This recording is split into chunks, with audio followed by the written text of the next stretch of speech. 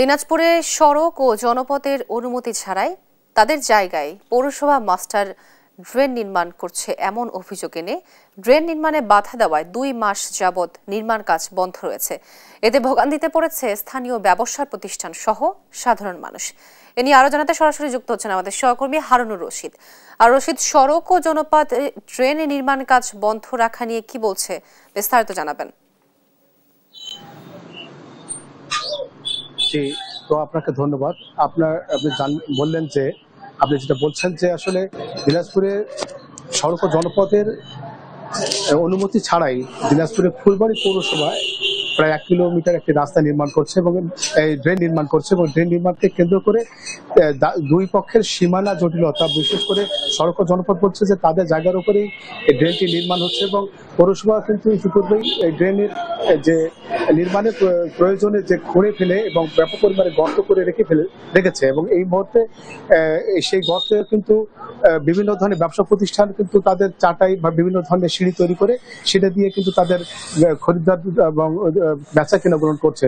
তো এমন একটা পরিস্থিতির মধ্যে দুই পক্ষের যে সীমানা বা জায়গার জটিলতাকে কেন্দ্র করে যে ড্রেনের নির্মাণ কাজ বন্ধ হয়ে আছে, এতে করে প্রায় 2 মাস যাবৎ এইখানকার ড্রেন যে নির্মাণ সেটা কিন্তু একবারই বন্ধ। তো সে কারণে প্রচুর ভোগান্তিতে পড়েছে এখানকার যারা ক্রেতা এবং বিক্রেতারা।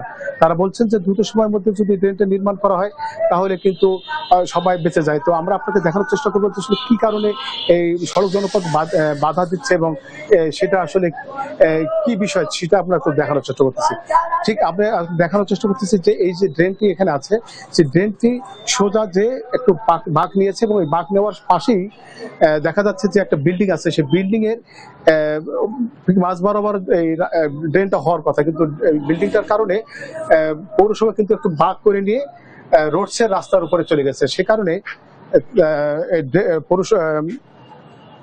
রোডস কর্তৃপক্ষ কিন্তু সেটাতে বাধা হয়ে দাঁড়িয়েছে এবং সেই কারণে প্রায় 1 কিলোমিটার যে রাস্তা ড্রেন, সেই ড্রেনটা কিন্তু একেবারে নির্মাণ কাজ বন্ধ হয়ে আছে। যেহেতু রোডসের জায়গার সীমানা নির্ধারণ করবে, সেই কারণে কিন্তু তারা পুরো ড্রেনটা নির্মাণ কাজে কিন্তু বন্ধ করে রেখেছে। তো এই মুহূর্তে আমরা আসলে একটু কথা বলবো যে এখানে যে ব্যবসা করছেন, আমি তাদের কাছে জানবো আসলে ড্রেনটা কবে নাগাদ ঠিক বন্ধ আছে এবং আপনারা আসলে কি চাচ্ছেন। ড্রেনটা প্রায় 2 মাস যাবৎ খুঁড়ে রাখছে, আর এই ড্রেন খোঁড়ার কারণে আমাদের এমন পর্যায়ে গেছে ব্যবসা প্রতিষ্ঠান বন্ধর দিকে, কাস্টমার আসতে পারতেছে না। যে আমরা চাটাই বা বাঁশ দিয়ে একটা সিঁড়ি করছি, নির্মাণ করছি, এই সিঁড়ি দিয়ে আসতে যায় কাস্টমার গর্তের মধ্যেও পড়ে যায়।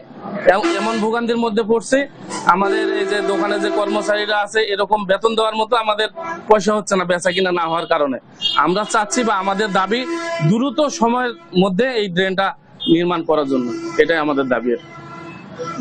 জি, ওনার সকল ব্যবসায়ীদের একই দাবি। আসলে আমরা অনেকের সঙ্গে কথা বলেছি, তারা কিন্তু বলেছেন যে তারা কিন্তু চাচ্ছে যে দ্রুত সময়ের মধ্যে ড্রেনটি নির্মাণ হোক এবং তাদের যে ব্যবসা প্রতিষ্ঠান সেটা সচল হোক।